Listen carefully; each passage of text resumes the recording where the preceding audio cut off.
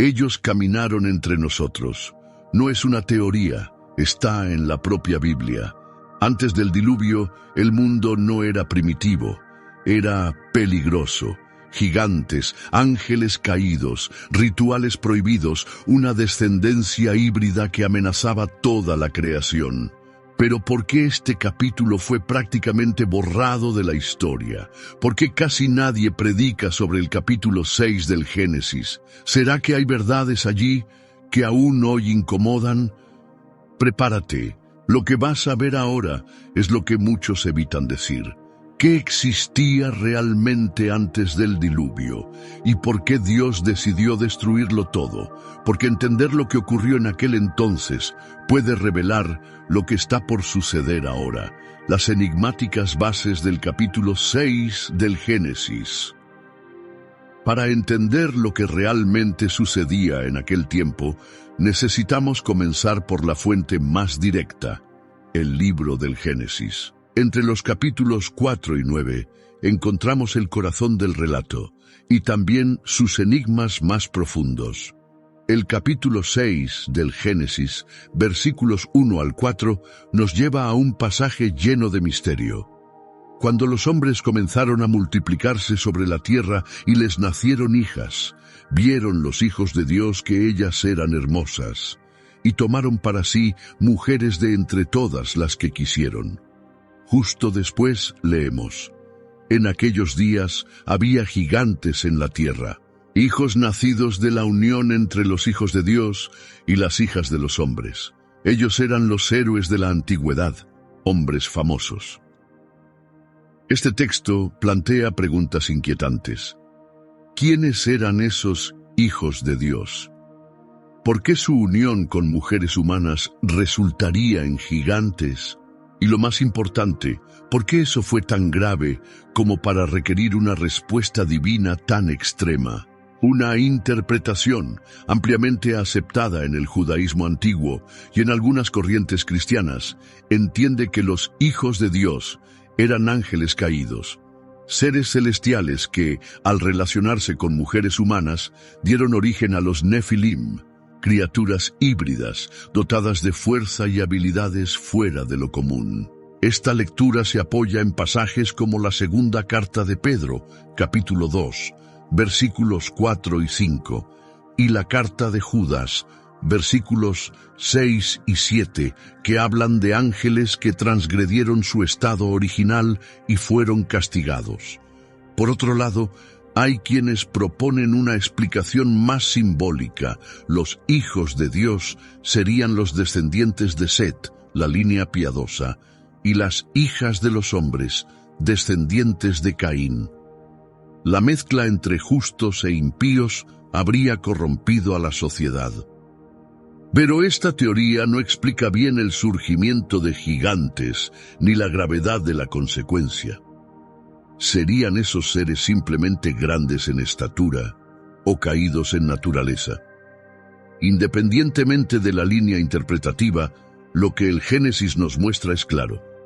Había una corrupción intensa, seres extraordinarios estaban involucrados y el mundo avanzaba rápidamente hacia el colapso. Dios, ante tanta maldad, se entristece y decide actuar, pero no sin antes preparar el camino de la salvación por medio de Noé. Para comprender cómo se llegó a ese punto crítico, es esencial observar también los capítulos anteriores. La historia de Caín y Abel ya señala un desequilibrio creciente. La descendencia de Caín construye ciudades, domina oficios como la metalurgia y la ganadería, pero también se jacta de asesinatos y violencia, como vemos en Lamec. Incluso ante los avances culturales, el corazón humano se inclinaba hacia el mal. El capítulo 6 del Génesis, por tanto, funciona como una clave. Entreteje temas de angelología, mitología, teología y decadencia social.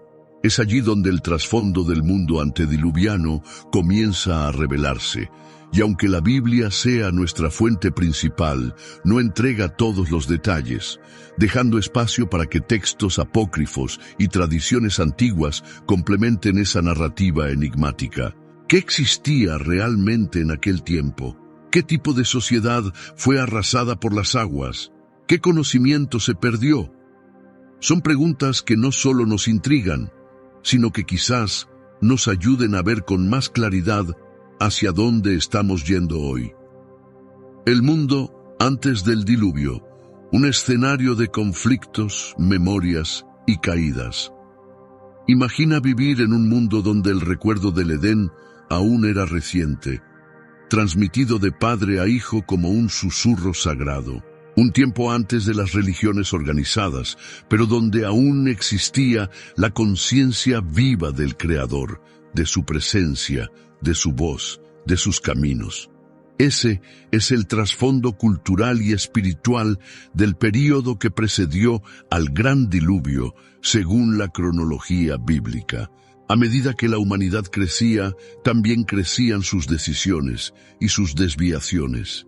De un lado, personas que buscaban honrar a Dios; del otro, una sociedad cada vez más distante, tomada por el orgullo, la ambición y la violencia. La Biblia nos presenta dos linajes principales: el de Caín, marcado por el primer asesinato y por la fundación de ciudades y oficios, pero también por el peso de la culpa; y el de Set, señalado como la herencia de los que aún buscaban a Dios. Es en este segundo linaje donde encontramos figuras como Enoc, el hombre que caminó con Dios y desapareció sin experimentar la muerte. Y también Matusalén, el más longevo de la historia bíblica. Finalmente surge Noé, símbolo de justicia en medio de un mundo sumido en tinieblas. Pero entonces algo se rompe. El capítulo 6 del Génesis sugiere una transgresión que cruza fronteras. Los hijos de Dios tomaron para sí a las hijas de los hombres. Sea interpretado como una unión entre ángeles caídos y mujeres humanas, o como una mezcla entre la línea piadosa y la impía, el resultado es el mismo: corrupción total. Y esa decadencia no era solo individual, se propagaba como un virus por toda la sociedad. La violencia dominaba la tierra, la perversión sexual distorsionaba el sentido de la intimidad. La idolatría probablemente florecía, quizás con los gigantes y seres sobrenaturales siendo tratados como dioses. El distanciamiento espiritual se intensificaba, volviendo a la humanidad sorda a la voz del Creador. La expectativa de vida también llama la atención. Al vivir durante siglos, los hombres tenían tiempo de sobra para acumular conocimiento, poder, influencia y también pecado. Imagina civilizaciones que avanzaban en artes, ciencia, ingeniería, pero que se sumergían cada vez más en prácticas malignas y autodestructivas.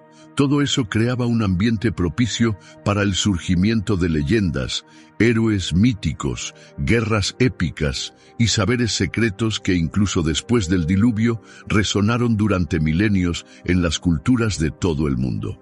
Fragmentos de una historia que parece haber sido casi borrada, pero que quizás aún esté al acecho, escondida bajo las aguas de la memoria colectiva de la humanidad. Y es precisamente esa mezcla de vestigios históricos, espiritualidad oscura y posibilidades ocultas lo que hace al mundo antediluviano tan fascinante y enigmático. ¿Quiénes eran los hijos de Dios? Un misterio entre el cielo y la tierra. Entre los misterios más debatidos de la Biblia hay una pregunta provocadora. ¿Quiénes eran los hijos de Dios mencionados en el capítulo 6 del libro de Génesis? ¿Y por qué su unión con las hijas de los hombres causó una ruptura tan grande en el orden divino? La respuesta más antigua, y también una de las más controvertidas, es que esos hijos de Dios eran ángeles caídos, seres celestiales que al ver la belleza de las mujeres humanas cruzaron un límite que jamás debería haber sido traspasado. La expresión hebrea Bene Elohim, usada en el Génesis, también aparece en el libro de Job, donde se aplica claramente a seres espirituales. Entonces, ¿Sería posible que los ángeles hubieran tomado forma física para cometer ese acto? Piensa, por ejemplo, en los visitantes celestiales de Abraham. Si esta teoría es correcta, entonces esos ángeles rompieron su posición original, desobedeciendo la orden del Creador y seduciendo a mujeres humanas. Pero su caída no se limitó al deseo sexual. Fue una rebelión completa, un acto de orgullo y poder, un intento de corromper la creación desde su base. Ahí es donde entra en escena el libro de Enoc, una obra apócrifa con detalles fascinantes. Habla de los vigilantes, un grupo de ángeles liderados por Semjasa, que habría hecho un pacto con otros ángeles para descender a la tierra y unirse con las mujeres. Y más, cada uno enseñó a los humanos un tipo específico de conocimiento: astrología, metalurgia, magia, hechicería, saberes que parecían avanzados, pero que servirían para sembrar aún más caos. Estas enseñanzas habrían acelerado la decadencia moral de la humanidad. Los humanos, ahora armados con tecnología y poder espiritual corrompido, se volvieron aún más violentos, vanidosos e insubordinados. Y de esa unión surgieron los Nefilim, gigantes híbridos, fruto de una alianza prohibida entre el cielo y la tierra. Según el mismo libro, Dios envía ángeles poderosos como Miguel, Gabriel y Rafael para intervenir. Los líderes de los ángeles caídos son aprisionados en abismos profundos, y Enoc, el hombre justo, es llamado para ser portavoz del juicio y anunciar a Noé el diluvio venidero. Pero en el fondo, la caída de esos hijos de Dios refleja algo mayor: deseo y orgullo. El mismo patrón de la caída de Lucifer se repite: un ser creado para servir, elige reinar. Un mensajero de luz, elige la oscuridad. Claro, no todos están de acuerdo con esta visión. Algunos prefieren entender a los hijos de Dios como el linaje de Set, y ven la mezcla con los descendientes de Caín como una metáfora de la degradación espiritual. Es una lectura más simbólica, pero quizás no explique de forma tan completa los eventos catastróficos que siguieron. Lo innegable es que esa unión, ya sea entre ángeles y humanas o entre justos e impíos, resultó en una sociedad corrompida al extremo, lo que llevó a Dios a tomar una decisión drástica: purificar la tierra por medio del diluvio. Nefilim, gigantes, semidioses o solo leyenda. Pocas palabras despiertan tanta curiosidad como esta: Nefilim. Basta con mencionarla y de inmediato surgen preguntas, teorías, imágenes de gigantes caminando por la tierra o de criaturas mitad humanas, mitad divinas. Pero, ¿quiénes o qué eran en realidad? La Biblia habla poco sobre ellos, pero lo que dice ya es suficiente para provocar asombro. En el capítulo 6, versículo 4 del Génesis, leemos: «En aquellos días había gigantes en la tierra, valientes, varones de renombre de la antigüedad». La palabra Nefilim puede traducirse como gigantes, pero también significa los caídos. Serían descendientes de ángeles caídos, o se les llamaba así por la propia caída moral del mundo que los rodeaba. Muchos se preguntan, ¿estos gigantes eran físicamente enormes, con 3 o 4 metros de altura? ¿O eran solo gigantes en el sentido de influencia y poder? Textos antiguos, tanto bíblicos como apócrifos, tienden a señalar seres de estatura inusual, casi como semidioses, seres temidos, reverenciados y a veces adorados. El texto bíblico posterior también menciona figuras de estatura poco común. Goliat es el más famoso, pero también están los anaquitas, los refaitas, e incluso el rey Og de Basán, cuya cama de hierro medía casi 4 metros. Deuteronomio, capítulo 3, versículo 11. ¿Serían estos vestigios de los Nefilim? ¿Habrían sobrevivido de alguna forma al diluvio? Algunos sugieren que el ADN anómalo podría haber sido preservado a través de las esposas de los hijos de Noé. Otros hablan de una nueva caída de ángeles después del diluvio o de exageraciones mitológicas a lo largo de las generaciones. Más allá del aspecto físico, el papel de estos seres también intriga. ¿Qué hacían? ¿Qué representaban? Todo indica que eran gobernantes tiránicos, dotados de fuerza sobrehumana y habilidades fuera de lo común.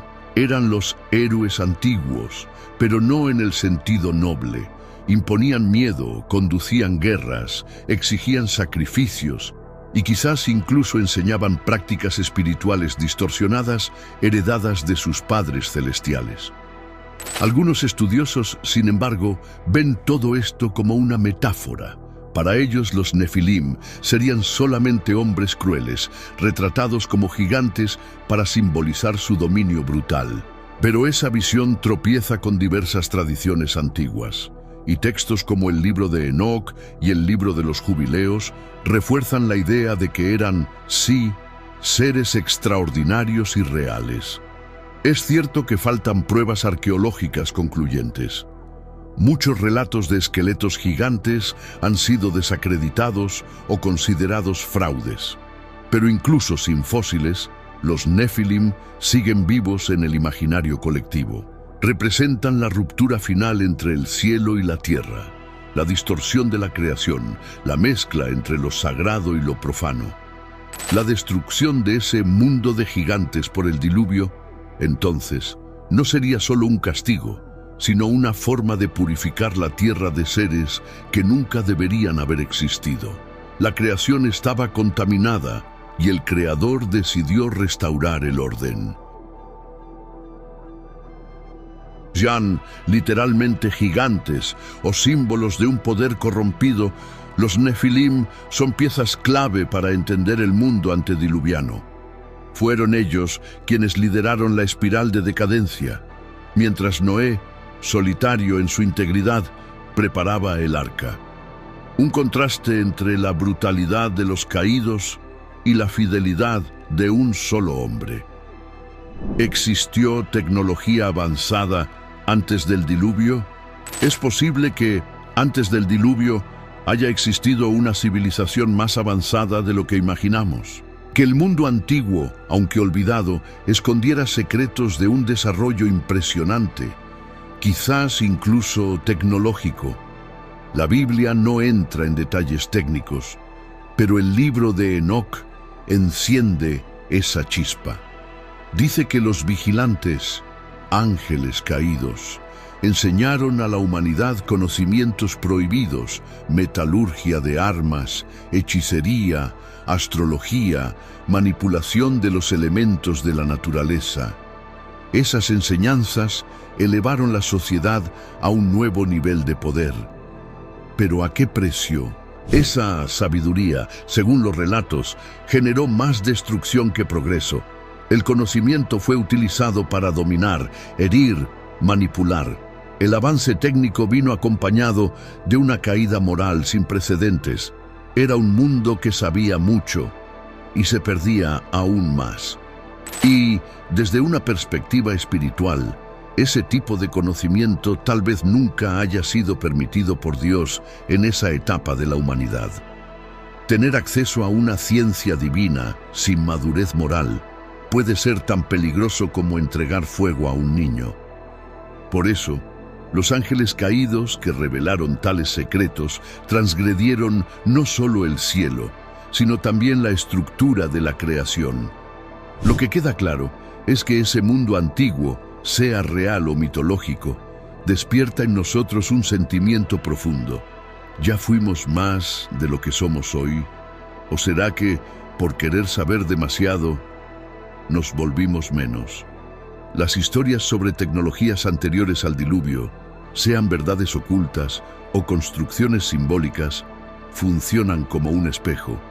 Muestran lo que puede suceder cuando el ser humano cruza límites, cuando el saber se desvincula de la ética, cuando la creación se rebela contra el Creador, la corrupción generalizada, cuando todo se rompe. Si observamos con atención el relato de Génesis capítulo 6, percibimos que el problema central no era solamente la presencia de gigantes o el dominio de conocimientos secretos. El verdadero colapso vino de algo mucho más profundo, algo que contaminó no solo a la humanidad, sino a la propia creación, la corrupción generalizada. No se trataba de pecados aislados o errores ocasionales, era una maldad sistémica, una generación entera entregada a la violencia, la depravación, el egoísmo y la idolatría. Era como si el corazón humano le hubiese dado la espalda al Creador de forma irreversible. Algunos estudiosos afirman que la unión ilícita entre los hijos de Dios y las hijas de los hombres habría sido la chispa final, una ruptura total del orden natural. Si de hecho hubo una interferencia angelical corrompida, estamos hablando de una fusión entre dos mundos, el espiritual y el físico. El resultado: abominaciones, los nefilim, cultos oscuros, sacrificios humanos, canibalismo, un escenario de horror. ¿Y qué siente Dios ante todo esto? La Biblia usa un término fuerte. Entonces el Señor se arrepintió de haber hecho al hombre sobre la tierra y le dolió en su corazón. Génesis capítulo 6, versículo 6. Está claro que Dios no se arrepiente como nosotros. El arrepentimiento aquí expresa dolor, una tristeza profunda. Es el lamento de un padre al ver a sus hijos destruir todo lo que él creó con amor. Una respuesta emocional, relacional. Dios se preocupa y sufre con la corrupción de la humanidad. En ese mundo contaminado, Noé brilla como un faro en la oscuridad. Un hombre que aún caminaba con Dios, un remanente.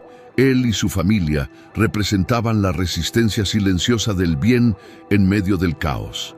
Eso prueba que, incluso rodeados de perversidad, aún era posible elegir el camino correcto. Aún se podía decir no. Tradiciones apócrifas, como el libro de Enoc, van más allá y señalan que hasta la naturaleza había sido contaminada. Los vigilantes habrían enseñado a los hombres a manipular plantas, cruzar especies, interferir en el clima. La propia tierra parecía enfermar, y eso hace eco a lo que Pablo diría más tarde: la creación gime con dolores de parto. Romanos capítulo 8, versículo 22.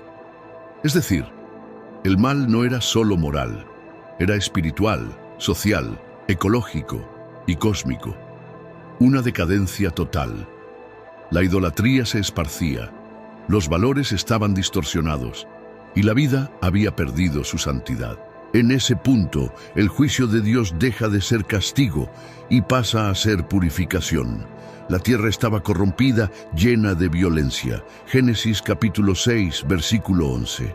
El agua, símbolo de vida, volvería a cubrir el mundo, pero esta vez para limpiar, para restaurar. Esa historia no es solamente un relato antiguo, es un espejo, una advertencia para nuestros días. Al fin y al cabo, ¿cuántas señales de corrupción espiritual vemos hoy? ¿Cuántos sistemas distorsionados? ¿Cuánta banalización de la vida? ¿Cuánta sed de poder por encima de la verdad? La narrativa de Noé nos invita a reflexionar. ¿Cuánto estamos repitiendo aquel patrón? La historia del diluvio no trata sobre destrucción. Trata sobre nuevos comienzos, elección, esperanza, justicia y la necesidad de vigilancia espiritual, ayer, hoy y siempre. Los vigilantes, cuando los guardianes se vuelven rebeldes.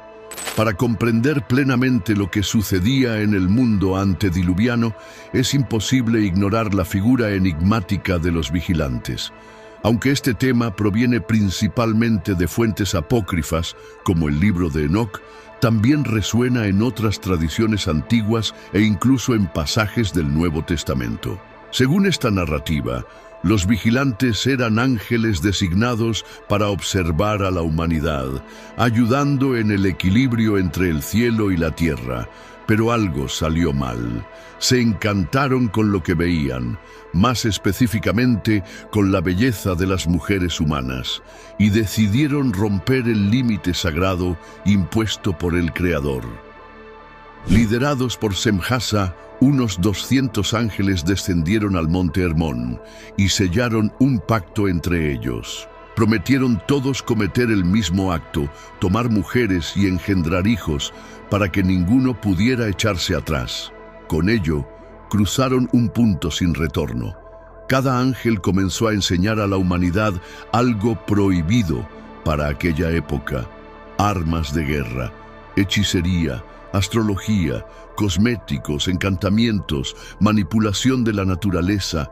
La civilización evolucionó rápidamente, pero esta evolución trajo desequilibrio. El orgullo aumentó, la codicia se intensificó, y la tierra pronto quedó a merced de criaturas híbridas, los Nefilim, que con una sed insaciable devastaban todo a su alrededor. Según el libro de Enoc, esos gigantes llegaron al punto de devorar humanos. El terror dominaba. La creación estaba al borde del colapso. Y fue entonces cuando Dios intervino. Arcángeles como Miguel, Gabriel, Rafael y Uriel fueron enviados para poner fin a la rebelión. Los vigilantes fueron aprisionados en abismos de oscuridad, donde esperan hasta hoy el juicio final. Los Nefilim fueron destruidos, primero en guerras entre ellos y finalmente por el propio diluvio. Sus espíritus, según algunas tradiciones, se convirtieron en entidades malignas errantes, demonios que hasta hoy vagan por la tierra. Aunque el libro de Enoc no forma parte oficial de las Escrituras en la mayoría de las tradiciones, su influencia es notable. Segunda de Pedro, capítulo 2, versículo 4, y Judas, versículo 6, mencionan ángeles que pecaron y fueron encadenados, lo que refuerza la conexión con esta historia. Lo que aprendemos de los vigilantes es simple y profundo. Todo ser creado, por más elevado que sea, está sujeto a la voluntad divina. Cruzar límites sagrados trae consecuencias, no solo para quien yerra, sino para toda la creación. La rebelión de los vigilantes fue intensa, pero el juicio fue aún más firme. Y esta historia nos recuerda que Dios observa, Dios corrige y Dios restaura. Aunque el mal parezca vencer por un tiempo, hay una justicia eterna que prevalece. Una justicia que, así como en el tiempo de Noé, vendrá en el momento justo, con fuerza, con verdad y con misericordia para aquellos que, como Noé, aún eligen caminar con el Creador. El libro de Enoc y las tradiciones apócrifas, ecos de un mundo olvidado. Entre todos los escritos que rodean el misterio del mundo antediluviano, ninguno es tan fascinante como el libro de Enoc. Ya mencionado anteriormente, ocupa un lugar central en la forma en que muchas tradiciones comprenden aquel tiempo oscuro y al mismo tiempo grandioso, anterior al diluvio. Se trata de una obra de la llamada literatura apocalíptica judía, compuesta a lo largo de siglos antes de la era cristiana, llena de visiones, secretos celestiales y revelaciones intensas. El protagonista es Enoc, patriarca bíblico y ancestro directo de Noé.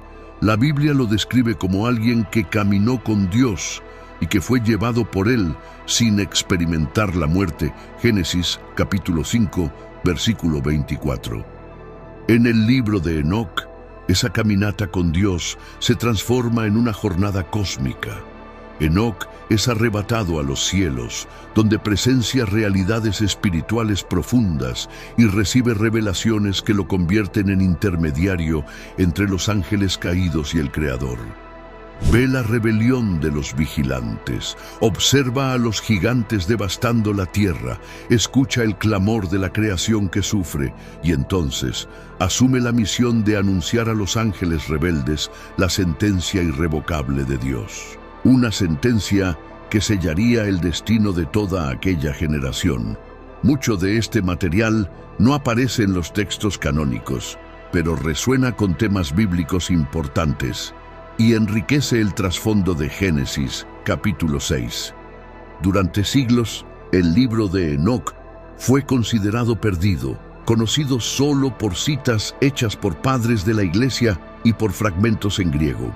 Pero todo cambió con el descubrimiento de los manuscritos del Mar Muerto, en Qumrán, donde se encontraron fragmentos en arameo, confirmando la antigüedad y el valor histórico del texto.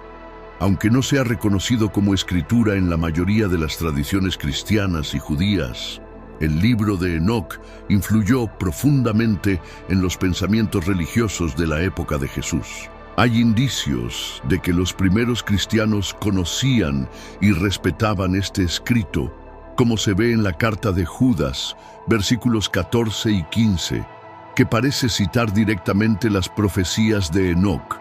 Además de él, otros textos apócrifos como el libro de los Jubileos y los testamentos de los 12 patriarcas refuerzan la idea de que el mundo anterior al diluvio era mucho más que una sociedad corrompida. Era un campo de batalla espiritual entre los designios del Creador y la rebelión de los cielos. Aunque no sean aceptados como doctrina oficial, estos escritos amplían nuestra visión. Ofrecen un marco más rico para comprender la narrativa bíblica. Sin ellos, Génesis capítulo 6 parece solo una introducción misteriosa.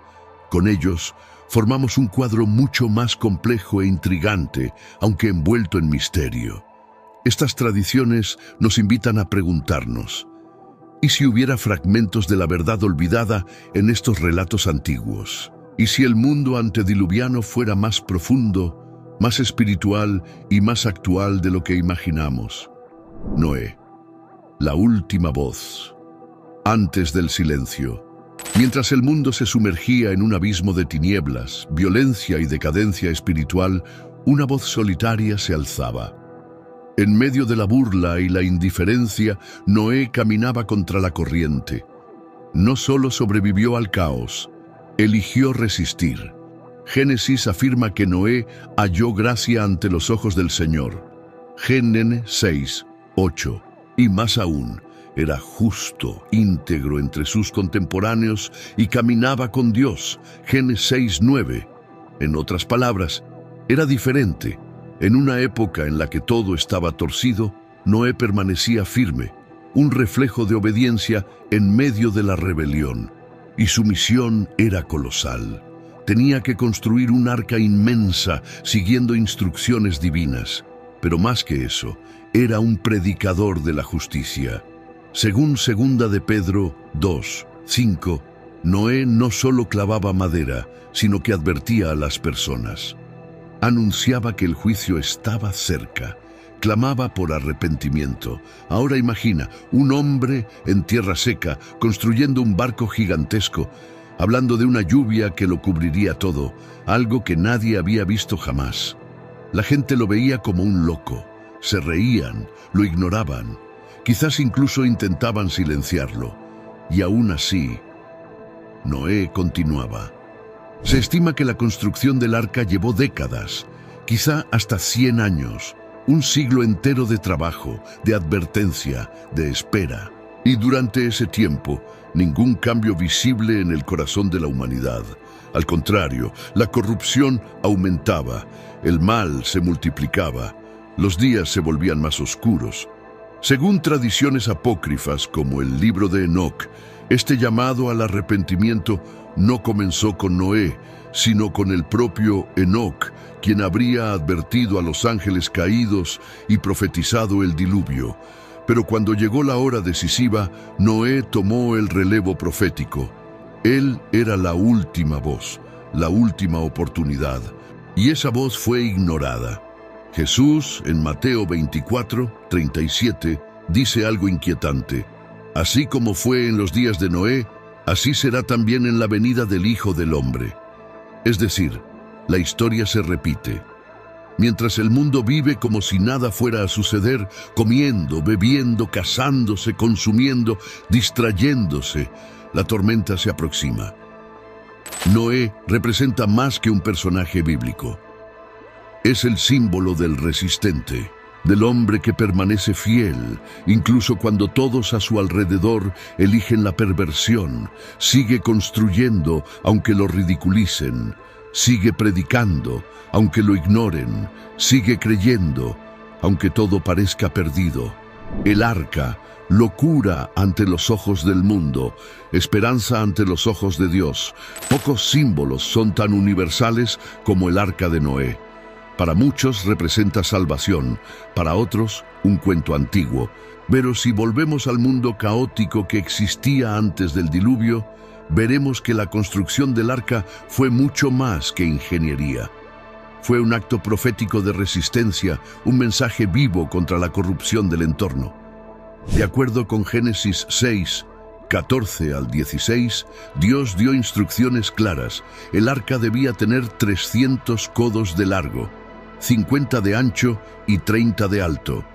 Traducido, aproximadamente 133 metros de largo, 22 de ancho y 13 de alto. Un verdadero coloso de madera. Ahora imagina eso siendo construido por un hombre de la antigüedad, sin máquinas, grúas ni tecnología moderna. ¿Cómo sería posible? Algunos creen que la longevidad de los tiempos antediluvianos otorgaba a las personas mayor conocimiento, fuerza y habilidades manuales. Otros afirman que Dios capacitó sobrenaturalmente a Noé para cumplir la misión, pero el punto central no está en el cómo, sino en el por qué. Cada martillazo era un grito de fe. Cada pieza de madera, un recordatorio de que Dios cumple lo que promete. Mientras Noé seguía firme, es probable que multitudes lo miraran con desprecio o burla. Un arca en medio de tierra seca, hablar de un diluvio en un lugar que quizá ni conocía lluvias intensas. A los ojos del mundo, Noé era un lunático, pero a los ojos de Dios era un hombre justo, fiel, obediente hasta el fin. El arca, entonces, dividía opiniones. Para algunos era locura, para otros una tabla de salvación. Representaba tanto el juicio venidero como la esperanza de un nuevo comienzo. Era como si Noé gritara al mundo: arrepiéntanse, aún hay tiempo. Pero nadie escuchaba. Y entonces, cuando todo estuvo listo, Dios cerró la puerta del arca. Génesis 7, 16. Ese momento marca el fin del tiempo de la gracia. La oportunidad había pasado. La puerta se cerró, y no por manos humanas. Era el propio Creador diciendo: basta. Ese gesto resuena hasta hoy. Hay un tiempo para el arrepentimiento, pero no es eterno. La puerta no permanecerá abierta para siempre. Cuando Dios la cierra, ya no hay forma de entrar. El arca se convierte así en símbolo de un doble mensaje. Para quienes entraron, gracia, protección, renovación. Para quienes quedaron afuera, condena, consecuencia, final. Hoy, arqueólogos y aventureros aún buscan vestigios del arca en el monte Ararat, en Turquía. Surgen muchos relatos, pero no se ha encontrado ninguna prueba definitiva. Sin embargo, el mayor valor del arca no es arqueológico, es espiritual. Nos recuerda que incluso en medio del caos, Dios prepara un refugio para quienes confían en Él. En el mundo actual, lleno de dudas, decadencia e incredulidad, el arca nos invita a reflexionar. ¿Estamos atentos a la voz que nos llama a entrar o estamos demasiado ocupados burlándonos de lo que aún no comprendemos? El diluvio, cuando el juicio se vuelve inevitable. Hemos llegado al punto más dramático del relato, el diluvio, un acontecimiento que lo cambió todo, un hito de dolor y justicia, anunciado durante siglos e ignorado hasta el último segundo. Según Génesis capítulo 7, la lluvia cayó durante 40 días y 40 noches, y las fuentes del abismo se rompieron. El agua subió, cubrió montañas, borró ciudades, tragó toda forma de vida fuera del arca. Era el fin de una era. Para quienes creen en la literalidad bíblica, el diluvio fue global. Un evento que remodeló la tierra, cambió el clima, reconfiguró los continentes. Muchos creacionistas afirman que explica fósiles en masa y formaciones geológicas en todo el mundo. Otros prefieren la visión de un diluvio regional gigantesco, limitado al área habitada por los humanos de aquella época. De un modo u otro, el punto no cambia. El juicio fue completo, abarcador y devastador. Piensa en el pánico, en la desesperación de las personas al ver subir las aguas. Aquellos que durante años se rieron de Noé, ahora golpeaban la puerta que ya había sido cerrada. Pero era demasiado tarde. No fue una tragedia sin advertencia. Hubo tiempo, hubo alerta, hubo predicación, y aún así se eligió ignorarla. Hay una profundidad espiritual en este momento. El diluvio no fue solo destrucción, fue purificación. Así como en Génesis capítulo 1, el Espíritu de Dios se cernía sobre las aguas, ahora esas mismas aguas regresan, no para crear, sino para limpiar. El mundo había vuelto al caos, y Dios decidió comenzar de nuevo, y después del juicio viene la promesa. Dios hace un pacto con Noé, Génesis capítulo 9, versículo 11. Él jura no volver a destruir la tierra con agua, y como señal coloca en el cielo el arco iris, un símbolo de alianza, un recordatorio. Dios es justo, pero también es misericordioso. Aún así, el diluvio dejó huellas profundas, no solo físicas, sino culturales. Diversas civilizaciones preservaron leyendas semejantes. La epopeya de Gilgamesh, Sumeria, el mito de Deucalión, Grecia, relatos hindúes, chinos, nativos americanos. Esa convergencia de historias sugiere que un gran evento de inundación quedó grabado en el inconsciente colectivo. ¿Ocurrió exactamente como lo describe la Biblia? Hay debates, pero que algo memorable sucedió parece indiscutible. El diluvio también lleva un mensaje urgente. La paciencia de Dios tiene un límite. Él es paciente, pero no pasivo. Cuando el pecado se multiplica sin freno, cuando la justicia es pisoteada, cuando la maldad se vuelve norma, el juicio llega. Quizás hoy el mundo esté caminando nuevamente hacia un límite. No con agua, como Dios prometió, pero quizás con fuego, crisis, colapso moral o eventos profetizados para el fin de los tiempos. Al final, el diluvio no es solo un evento antiguo, es un espejo y un hito. Separa el mundo que fue del mundo que vendría. Muestra que Dios no ignora el mal, pero tampoco abandona a quienes confían en él. Y el arca, posándose en las montañas, pone fin al caos con una nueva oportunidad. Noé sale, pisa tierra firme, y allí comienza una nueva etapa de la historia humana. Noé y su familia, sobreviviendo al juicio, preservando la promesa. Cuando las aguas finalmente retrocedieron y el arca reposó sobre los montes de Ararat, Génesis capítulo 8, versículo 4, la tierra había cambiado para siempre. De aquel mundo antiguo solo quedaron 8 personas: Noé, su esposa, sus 3 hijos, Sem, Cam y Jafet, y las esposas de ellos. El diluvio no solo destruyó vidas, sino que reinició la historia humana a partir de un pequeño remanente. Allí, Dios establece con Noé una nueva alianza, y el arco iris pasa a ser la señal visible de esa promesa. Nunca más la tierra sería destruida por un diluvio. Génesis capítulo 9, versículos del 8 al 17. No se trata solo de un fenómeno natural, sino de un pacto eterno entre el Creador y la creación. Un recordatorio de que, incluso después del juicio, Dios no abandona el plan de redención. Noé se convirtió en símbolo de obediencia perseverante, aquel que confió sin entender, que construyó aunque fue ridiculizado, que resistió sin ver cambios. Es el retrato del justo que vive por la fe. Habacuc, capítulo 2, versículo 4. Representa la fe que sobrevive al caos, la confianza que permanece firme aun cuando todo a su alrededor se derrumba. El arca, en ese sentido, fue más que un refugio físico, fue una escuela de fe. Meses de confinamiento, rodeado de animales, de incertidumbres, sin saber qué le aguardaba afuera. Noé siguió confiando, día tras día, hasta que Dios reveló el nuevo tiempo. Sin embargo, la Biblia no idealiza este nuevo comienzo.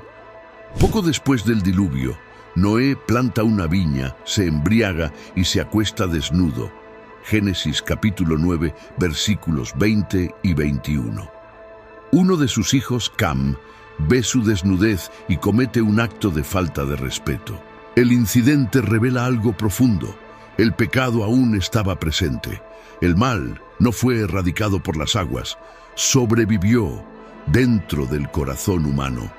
Génesis continúa mostrando la genealogía de los hijos de Noé, y entre sus descendientes aparece Nimrod, nieto de Cam, un poderoso en la tierra, que establece ciudades como Babel, Génesis capítulo 10, versículos del 8 al 10. Es decir, el mundo vuelve a empezar, pero los mismos patrones de orgullo, rebeldía e idolatría regresan. Aún así, el testimonio de Noé es esencial. Dios siempre preserva un remanente fiel. Él no borra todo y comienza desde cero. Él redime la historia a través de quienes eligen caminar con Él. Noé fue ese canal de continuidad, un puente entre un mundo condenado y un futuro posible. Desde la perspectiva cristiana, Noé es un tipo de Cristo. Así como el arca salvó a los que estaban dentro de ella, Jesús salva a los que están en Él. Esta analogía refuerza el mensaje principal. Incluso ante el juicio, hay salvación para quienes creen y obedecen. La historia de Noé es, por encima de todo, la prueba de que la fe puede mantener en pie lo que todo lo demás deja naufragar. El diluvio y sus marcas cósmicas, mucho más allá del agua. Al hablar del diluvio, es natural pensar en la destrucción masiva, en el agua subiendo, en los gritos silenciados por la tormenta. Pero hay algo aún más profundo detrás de esta tragedia bíblica, las consecuencias cósmicas y espirituales que alteraron la realidad tal como la conocemos. Sí, el mundo físico fue transformado. Montañas cubiertas, ríos rediseñados, climas alterados. Pero este cataclismo también cambió el mundo invisible, el plano espiritual. El diluvio marcó el fin de una era sobrenatural, donde ángeles caídos caminaban entre los hombres y sus hijos híbridos, los Nefilim, dominaban con poder y terror. Toda aquella estructura oculta de corrupción espiritual fue desmantelada. Los Nefilim perecieron, los vigilantes fueron aprisionados. La conexión ilícita entre el cielo y la tierra fue rota. Era como si el Creador estuviera limpiando no solo la tierra, sino también las capas ocultas de influencia maligna que habían infectado a la humanidad. El conocimiento prohibido, ese que los ángeles caídos enseñaron a la humanidad, también sufrió un impacto. Según el libro de Enoc, ellos revelaron artes de guerra, hechicería, manipulación de la naturaleza, todo fuera de tiempo. Con el diluvio, se presume que mucho de ese saber se perdió, fue olvidado, borrado intencionalmente por Dios. Solo fragmentos sobrevivieron, resonando en mitologías, leyendas y misterios esparcidos por las culturas. Pero el cambio más significativo tal vez haya sido en la forma en que Dios pasó a relacionarse con la humanidad. Antes del diluvio, Él hablaba directamente con Adán, Caín, Enoc, de manera casi íntima. Después, observamos un distanciamiento progresivo. El mundo se dispersa, surgen los idiomas, las naciones se multiplican. Génesis capítulo 11. Dios continúa revelándose, pero ahora a través de alianzas específicas como la que vendría con Abraham. Es como si, después del diluvio, la relación se volviera más selectiva. más estratégica, no por frialdad divina, sino porque el corazón humano demostró que no sabría manejar un acceso total a la gloria sin corromperse. Algunos estudiosos interpretan que el diluvio también revierte parcialmente la creación. Las aguas de arriba y de abajo vuelven a unirse. El firmamento parece ser roto. El mundo se convierte en un templo profanado que necesita ser purificado. La teología hebrea veía el universo como una especie de templo cósmico, y el diluvio sería el equivalente a un ritual de purificación a escala planetaria. Y entonces, cuando todo se calma, Dios extiende el arco iris. No es solo belleza visual, es una señal entre el cielo y la tierra, un testigo silencioso de la alianza divina. Siempre que aparece, es como si el universo entero recordara: Dios no olvida sus promesas. Por lo tanto, el diluvio fue más que destrucción. Fue juicio, sí. Fue lamento, sí, pero también fue un nuevo comienzo. Fue advertencia, fue misericordia, huellas postdiluvianas. Los gigantes volvieron. Incluso después del juicio de las aguas, que parecía haber cerrado de una vez por todas el ciclo de corrupción y de seres híbridos, la Biblia sorprende. Todavía hay menciones a gigantes en periodos posteriores. Sí, después del diluvio. El caso más famoso, Goliat, el temido guerrero filisteo. Primer libro de Samuel, capítulo 17. Pero no está solo. La Biblia habla de los anaquitas, refaítas, emitas, pueblos de estatura inusual que habitaban regiones como Canaán, Basán y los alrededores de Moab. Números capítulo 13, versículo 33. Deuteronomio capítulo 2, versículos 10 y 11. Deuteronomio capítulo 3, versículo 11. La gran pregunta es: ¿cómo es esto posible si el diluvio, en teoría, eliminó a los Nefilim y toda la descendencia corrompida? Surgen tres hipótesis. Nueva caída de ángeles. Algunos estudiosos sugieren que otros ángeles pudieron haber cometido el mismo error que los vigilantes después del diluvio, generando nuevos híbridos. Una recaída celestial. Genética residual. Otros creen que el ADN de los Nefilim sobrevivió a través de las esposas de los hijos de Noé. Tal vez alguna línea portaba, silenciosamente, un rasgo oculto que volvería a emerger en las generaciones futuras. Exageración cultural o simbólica.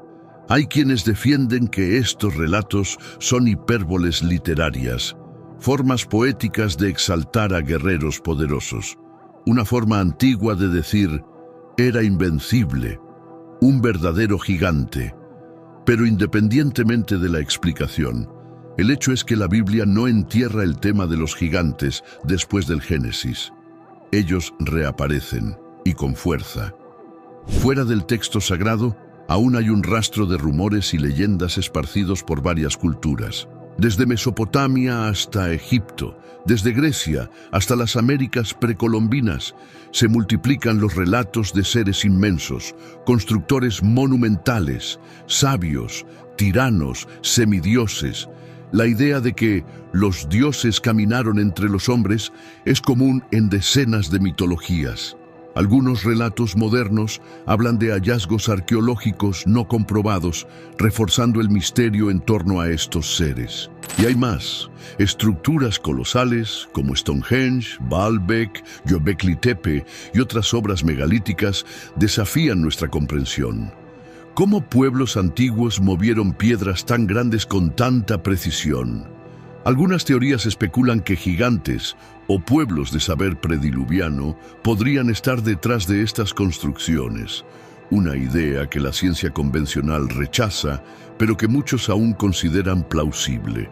Todo esto indica que incluso después del diluvio, las sombras del mundo antediluviano no desaparecieron por completo, ya sea a través de leyendas, rastros genéticos o símbolos culturales. Algo de aquel tiempo aún resuena en la historia. Y tal vez, solo tal vez, esas pistas fragmentadas nos estén diciendo que el mundo que existió antes del juicio fue más extraordinario, complejo y oscuro de lo que nos atrevemos a imaginar. Diluvios por el mundo. La leyenda que cruzó océanos. Si dejamos por un momento la Biblia y miramos otras culturas, descubrimos algo sorprendente. El mito de un gran diluvio es prácticamente universal. Casi todos los pueblos de distintos continentes poseen relatos antiguos de una inundación catastrófica donde la humanidad casi fue extinguida y solo unos pocos lograron sobrevivir. Empecemos por Mesopotamia, cuna de las civilizaciones. En la epopeya de Gilgamesh, Utnapishtim es advertido por un dios para que construya un barco. Él sobrevive a la inundación que destruye la civilización y como recompensa recibe la inmortalidad. Las semejanzas con Noé son impresionantes. En el hinduismo, la figura de Manu es salvada por un pez divino que le indica que construya un barco. Él salva semillas, animales y reinicia la vida después de que las aguas descienden. En la mitología griega tenemos a Deucalión y Pirra, instruidos por Prometeo para construir una embarcación que los salve del diluvio enviado por Zeus. Luego, lanzan piedras hacia atrás, que se transforman en personas y repueblan la tierra.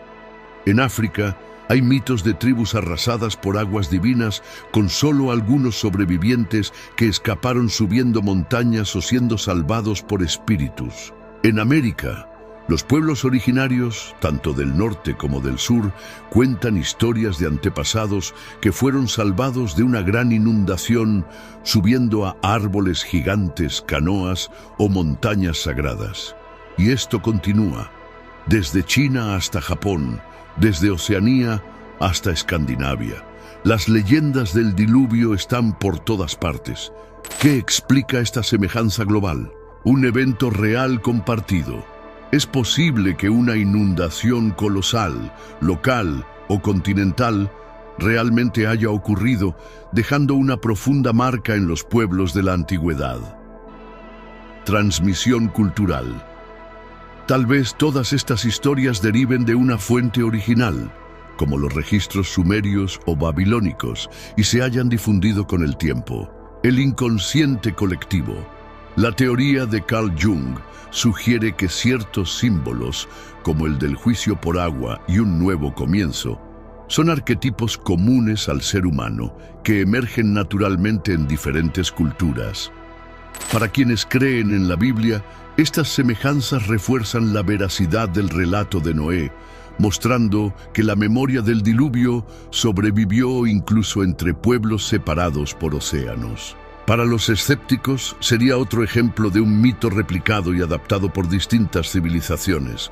Pero lo más intrigante es que casi todas estas leyendas comparten los mismos elementos fundamentales. Un aviso divino, una embarcación o refugio, una destrucción global, un nuevo comienzo, mito, historia o misterio. El debate que resuena en el tiempo.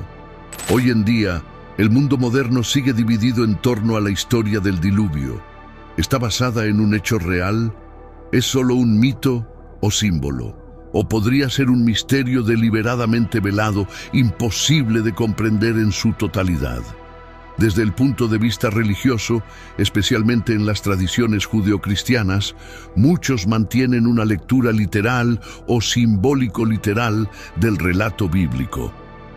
Para esos creyentes, el desacuerdo con la ciencia no invalida la fe, ya que comprenden que el evento del diluvio involucró dimensiones sobrenaturales y espirituales que no encajan en los métodos convencionales de análisis histórico. También hay quienes intentan conciliar fe y ciencia, sugiriendo que el diluvio pudo haber sido un evento real, pero con efectos geológicos tan profundos que habrían borrado o alterado evidencias como fósiles o estructuras antiguas. Otros adoptan un enfoque simbólico.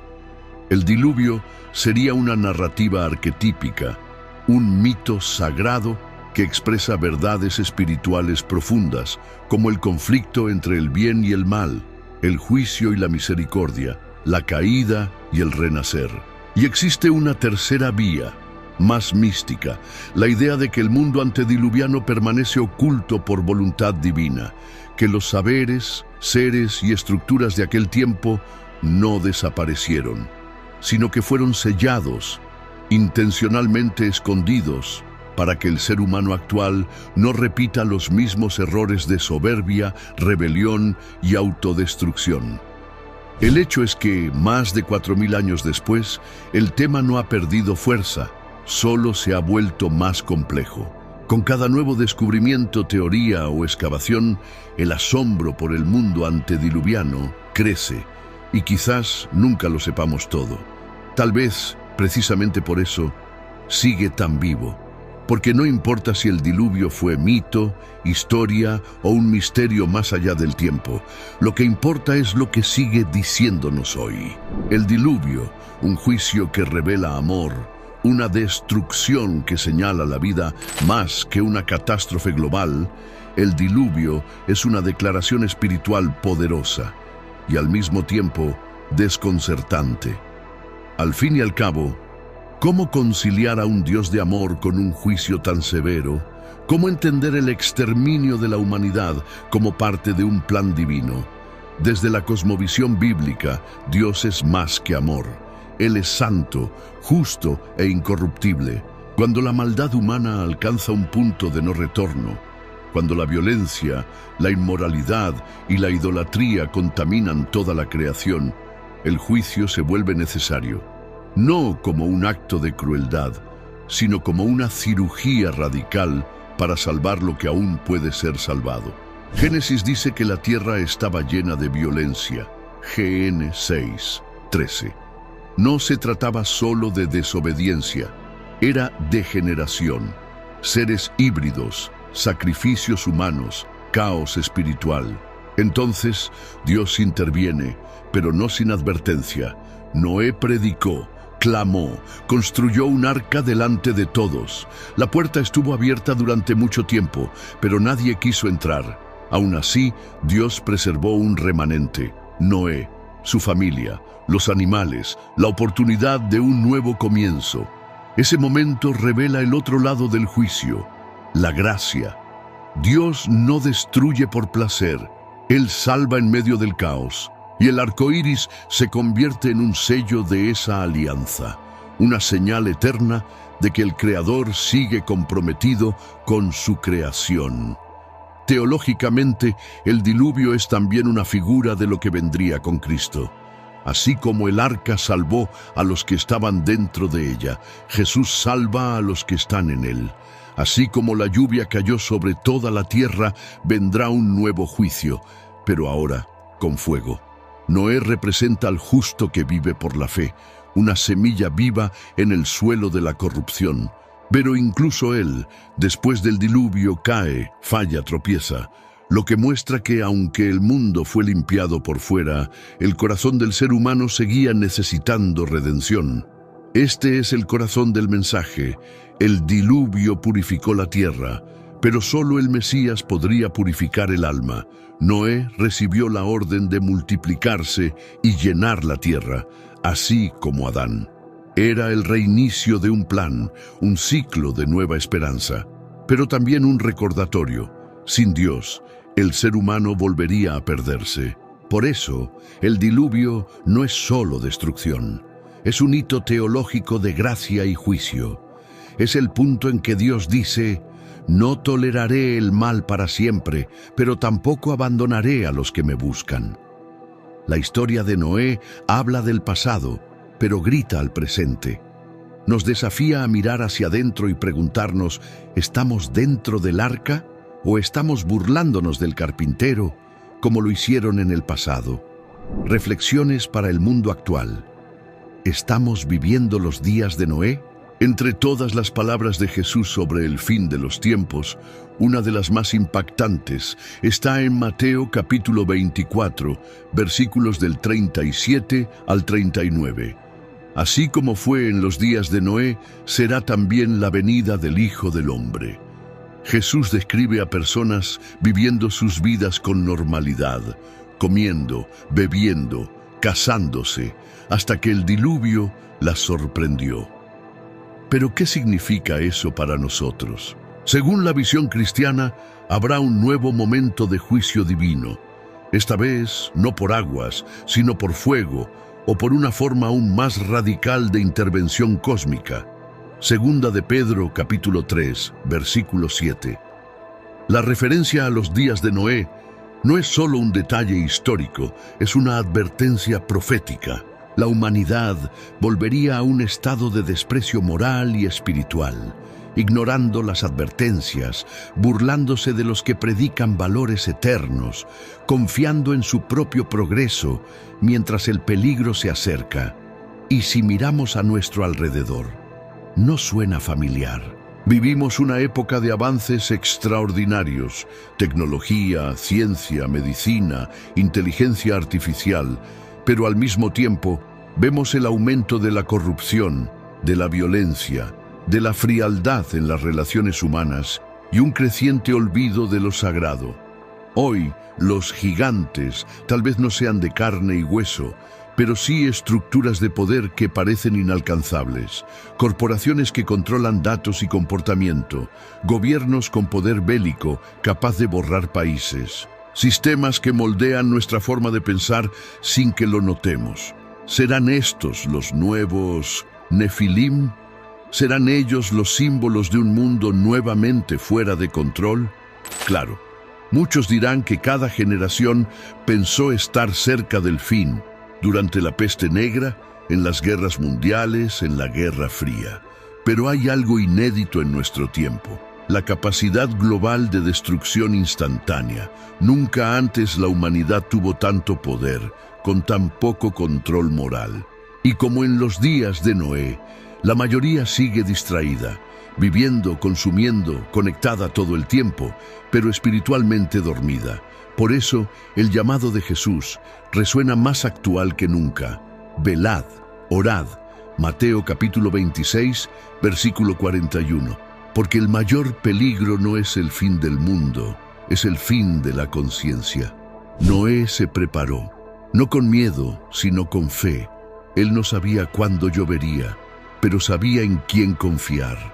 Y hoy, los que buscan vivir con integridad, mantener la esperanza y preservar la fe, son los Noés de nuestro tiempo. No necesitamos un arca de madera, pero necesitamos un corazón que esté dentro de la alianza. El mundo de hoy necesita voces que digan: aún hay tiempo, aún hay refugio. La pregunta que queda es: ¿estamos ignorando las señales? ¿O estamos listos para vivir de forma que nos alinee con el plan divino, incluso cuando todo el mundo va en dirección contraria? ¿Un nuevo cataclismo a la vista? Teorías, miedos y lecciones del pasado. Cuando pensamos en el diluvio como un hito entre eras, inevitablemente surge una duda inquietante. ¿Se repetirá la historia? ¿Estaremos al borde de una nueva catástrofe global?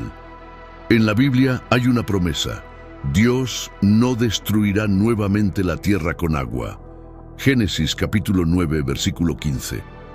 Pero el apóstol Pedro advierte: los cielos y la tierra que existen ahora están reservados para el fuego, en el día del juicio y de la perdición de los hombres impíos. Segunda de Pedro capítulo 3, versículo 7. Por otro lado, la ciencia también prevé posibles fines del mundo, aunque por vías naturales o humanas. Cambios climáticos drásticos, impactos de asteroides, colapsos ecológicos, guerras nucleares, pandemias globales. El registro geológico de la Tierra muestra eventos de extinción en masa, como el que habría eliminado a los dinosaurios. ¿Serán estos cataclismos solo ciclos naturales? ¿O reflejos de una humanidad que, al repetir viejos errores, también reactiva antiguas consecuencias? El calentamiento global, por ejemplo, puede inundar regiones enteras, provocando un diluvio moderno, no en escala bíblica, pero catastrófico para millones. Además de la ciencia, Hay una infinidad de teorías esotéricas, profecías antiguas y proyecciones astrológicas que apuntan a un ajuste cósmico, una nueva purificación, un evento global que reiniciaría la civilización, como lo hizo el diluvio en tiempos antiguos. Pero no todo es miedo. En la fe cristiana, el enfoque no está en sobrevivir a un nuevo cataclismo, sino en estar espiritualmente preparados. La expectativa es por el regreso de Cristo y no por una nueva arca. El fin, cuando llegue, no será solo físico, será espiritual, eterno, absoluto, nuevos cielos y nueva tierra. Apocalipsis capítulo 21, versículo 1. Por eso, el sensacionalismo no ayuda. Las predicciones que causan pánico raramente se cumplen. Lo que realmente importa es cómo usamos el conocimiento, cómo tratamos a la creación, cómo vivimos con el otro y, por encima de todo, cómo está nuestra alma. Sea cual sea el escenario futuro, catastrófico o no, la mayor lección del diluvio sigue vigente. La humanidad cosecha lo que siembra, y cuando ignora las advertencias, pierde la oportunidad de cambiar. La sombra del mundo antediluviano aún se cierne sobre nosotros, no como una maldición inevitable, sino como un eco del pasado pidiendo atención. Tal vez el verdadero fin del mundo comience cuando dejamos de escuchar. Y si ese es el caso, ¿será que aún estamos a tiempo de construir, de despertar, de preparar un nuevo camino? Porque el futuro no está escrito en piedra, pero la eternidad ya fue escrita en amor.